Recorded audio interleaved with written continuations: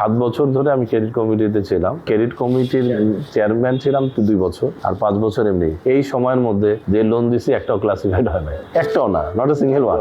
কেউ যদি আমার কাছে বলে গোল্ড রিফাইনারি করবো তার প্রজেক্ট, আমি তাকে একদম রাইট ওয়ার্ড না করে দিই। এইসব এই ফ্যান্সি প্রজেক্ট আমি পূবালী ব্যাংকের এই জনগণের, দরিদ্র জনগণের টাকা, এটা আমি করব না। আমার এখানে অনেক যারা, বিশেষ করে যারা পেপস, পলিটিক্যালি এক্সপোজ পারসন, তারা যখন আসে আমি বলি, ভাই আমার তো কোনো ক্ষমতা নাই, আপনাদের যেই হোক তাকে ব্রাঞ্চে যেতে হবে।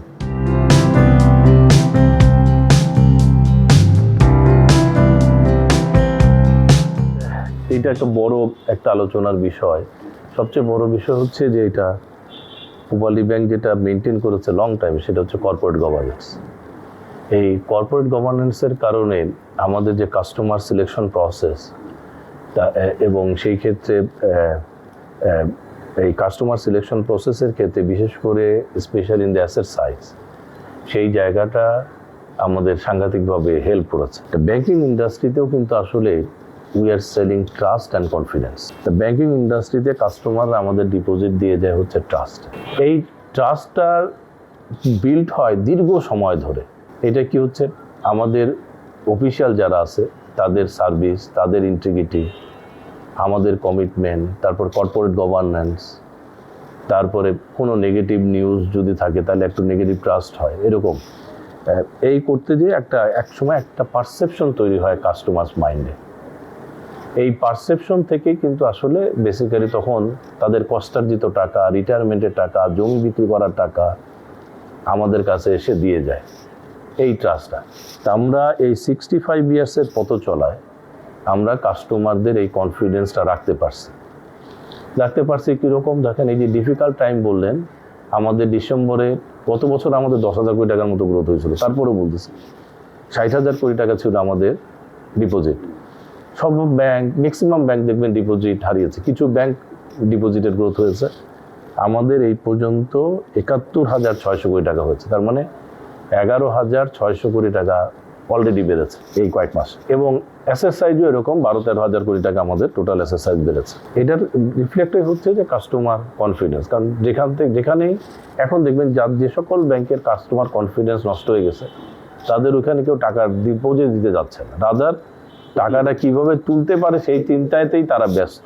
কারণ তাদের ট্রাস্ট অ্যান্ড কনফিডেন্সটা তাদের নাই। তো এই জায়গাটা পূবালী ব্যাংক সাকসেসফুলি 65 ইয়ার্সে আমরা এটা করতে পেরেছি বলেই বেসিক্যালি আজকে আমার কাছে যেটা মনে হয় যে আমরা খুব বড় একটা ভালো ট্রাস্ট এবং একটা পারসেপশন, যেটা আমি বলি অনেক সময় আমি ব্র্যান্ডের ডেফিনেশন, অনেকে বলে লোগো, সিম্বল, এইসব, আমি বলি আসলে না, এটা it's a perception towards the mind of the customer.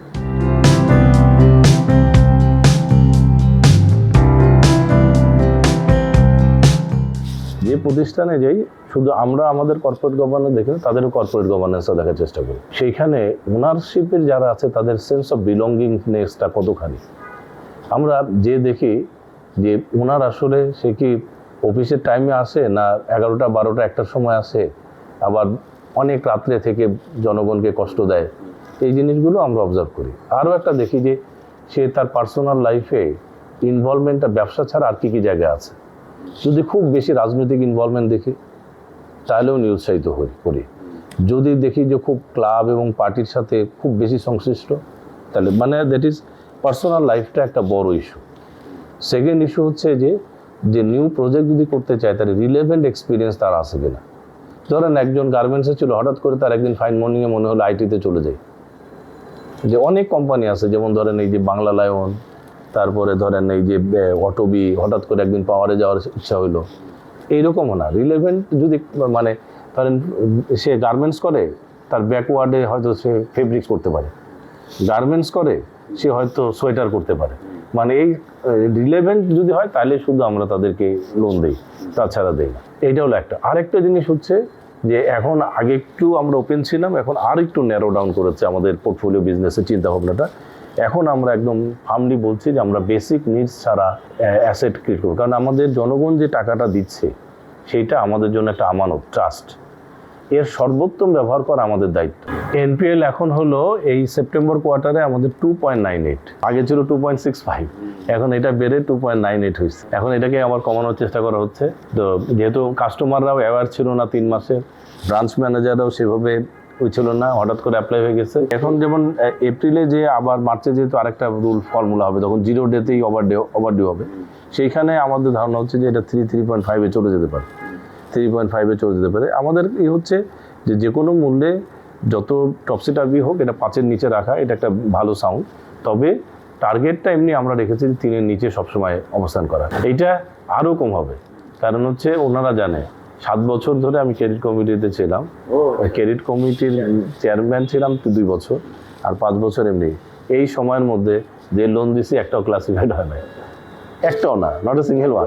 আমাদের হেড অফিস থেকে যেগুলো অ্যাপ্রুভাল হচ্ছে একটাও ক্লাসিফাইড হবে, আর এই এমডি হওয়ার পর থেকে যা দিছি তা তো হয়ই নাই।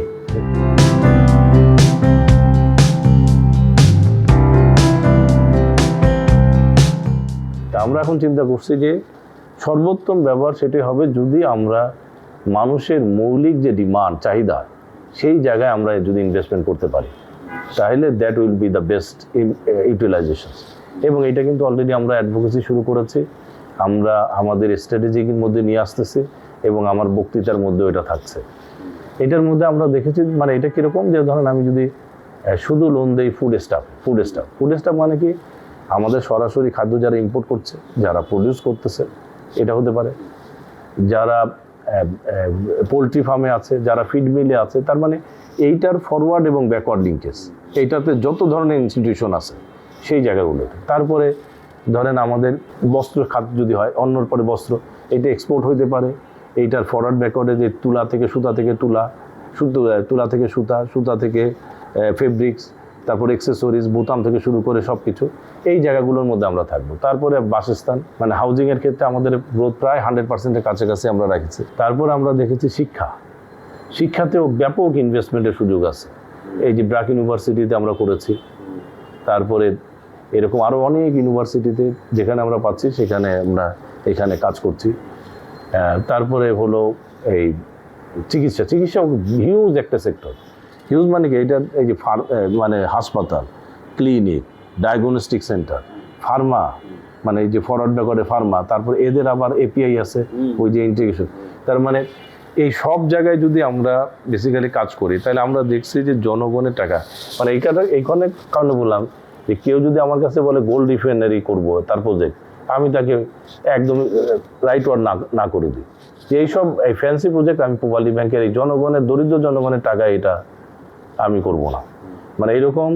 মানে এই জন্য আমি মনে করি যে আমরা যদি এই বেসিক জায়গাগুলোতে, এবং বিশেষ করে এই বেসিক জায়গাগুলোতে এসএমই এবং রিটেইলে এই জায়গায় থাকতে পারি, এই বেসিক নিডসের উপর, এবং রিটেইল এবং এসএমই, আর কিছু ক্ষেত্রে কর্পোরেটও লাগবে, কারণ ওই যে ক্লোদিংয়ের ক্ষেত্রে লাগবে, তারপরে ফার্মার ক্ষেত্রে লাগবে, এইসব ক্ষেত্রে এই জায়গাটাতে যদি কনফাইন করি, এইখানেও কিন্তু আমাদের স্কোপ হিউজ।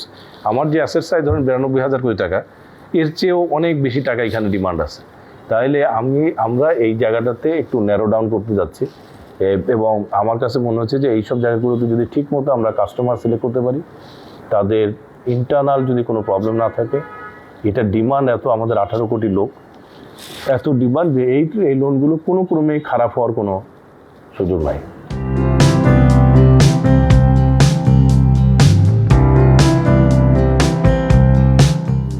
আমাদের খুব বেশি কনসেন্ট্রেশন খুব নাই, যেমন গার্মেন্টস ইন্ডাস্ট্রিতে 15% হবে, 15%-এর মতো, আর ধরেন অ্যাসোসিয়েটেড টেক্সটাইল ইন্ডাস্ট্রিগুলোতে বা মানে যে ব্যাকওয়ার্ড লিঙ্কেজে যেগুলো, সেখানে হয়তো 12%-এর মতো হবে।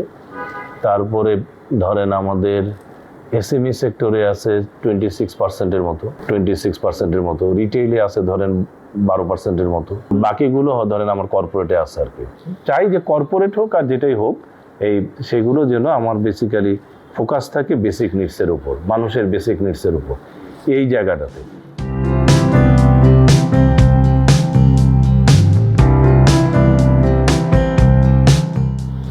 সবচেয়ে বড় হচ্ছে যে আমাদের হচ্ছে কর্পোরেট গভর্নেন্স, এটা হলো 1 নম্বর বিষয়।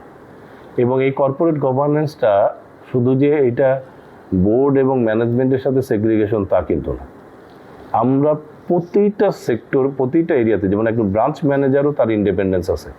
এখানে কেউ বলতে পারবে না হেড অফিসের কোনো ডিএমডি এমডি তাকে কোনো লোনের জন্য বলছে যে এই লোনটা দেখেন এবং এটা দিয়ে দেওয়ার ব্যবস্থা করেন। প্রতিটা জায়গায় RM সাহেব যারা আছেন, দে আর টেকিং দ্য ডিসিশন, যার যার সেক্টরে। এইটা আমরা একদম কমপ্লিটলি সেগ্রিগেশন করতে পারছি। Corporate governance and segregation of ডিউটিসটা এত অ্যাবসোলুটলি মেনটেন করতে পারতেছি যে অনেকে খুব কনফিউজ হয়ে যায়। আমার এখানে অনেক যারা, বিশেষ করে যারা পেপস, পলিটিক্যালি এক্সপোজ পারসন, তারা যখন আসে আমি বলি ভাই আমার তো কোনো ক্ষমতা নাই, আপনাদের যেই হোক তাকে ব্রাঞ্চে যেতে হবে, ব্রাঞ্চ একবার ভিজিট করবে, সে দেখে যদি স্যাটিসফাই হয় তারপর RM সাহেব যাবে, RM সাহেব ভিজিট করবে, তারপরে যদি আমার হেড অফিস RM সাহেব ফরওয়ার্ড করে যখন প্রপোজাল পাবে টাকার অ্যামাউন্টের উপর, যদি এটা 50 কোটি টাকার উপরে হয় তাহলে MDও যাবে আর ওইটা যাবে। এই তিনটা জায়গা থেকে কোনো একটা জায়গায় যদি নেগেটিভ হয় তাহলে, মানে যেখানে নেগেটিভ হবে সেখানে আসবে না। তো এখন সেটা আপনি পেপস হন আর যাই হন, এটা হবে। এই যে কমপ্লিট গভর্নেন্সের এইটা থেকে আরেকটা বিষয় হচ্ছে যে আমাদের এই ট্রান্সপারেন্সি, এটা আমি বলবো ইভেন এটা কোথায়, হিউম্যান রিসোর্সের রিক্রুটমেন্ট থেকে শুরু করে সব জায়গায়।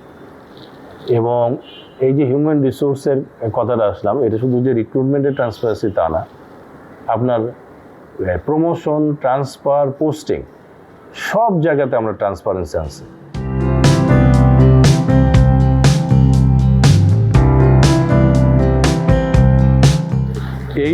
এইটা আসলে অনেক ধরনের হলিস্টিক অ্যাপ্রোচ নেওয়া হয়েছিল। এটা তো প্রথমে তো 1959-এ শুরু হলো, 71-এ 72-এ যে এটা সরকারি হলো, 84-তে যে আবার বেসরকারি হলো, তখন 54% ছিল ক্লাসিফাইড এবং এটা ছিল প্রবলেম ব্যাংকে।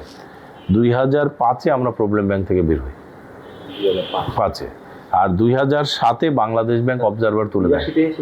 84 সালে আমরা বেসরকারি হয় ফুললি, 84 সালে বেসরকারি হয়, 2005-এ 2084 সালে বেসরকারি হয় এবং তখন প্রবলেম ব্যাংকে ছিল, 54% ছিল, 54%। এবং এই কারণেই এই হোল ব্যাংকটা 16 কোটি টাকায় বিক্রি হয়ে যায়। ঠিক আছে, এত লোন খারাপ ছিল যে 16 কোটি টাকায় এটা বিক্রি করে দেয়, বেসরকারি খাতে ডিরেক্টরদের হাতে দিয়ে দেয়, অন্য 16 কোটি টাকা। এবং তখন কিন্তু এই বিল্ডিং টিল্ডিং সব এক্সিস্ট করে, এই বিল্ডিং আরও অনেক জায়গা আছে, সব বিল্ডিং। কারণ এত লোন খারাপ যা দিচ্ছে সবই খারাপ, অতএব এই খারাপের লাইবিলিটিটা অ্যাডজাস্ট করতে যায় 16 কোটি টাকায় এটা বিক্রি হয়ে যায়। তারপরে 84 সালে এটা বিক্রি হলো, প্রবলেম ব্যাংকে থাকলো, 2005-এ প্রবলেম ব্যাংক থেকে বের হয় এবং 2007-এ এইটা হয়ে যায়, মানে বাংলাদেশ ব্যাংক অবজারভার তুলে নেয়। তার মানে স্বাধীনতা লাভ করে পূবালী ব্যাংক তার নিজস্ব ব্যবসায় 2007 থেকে।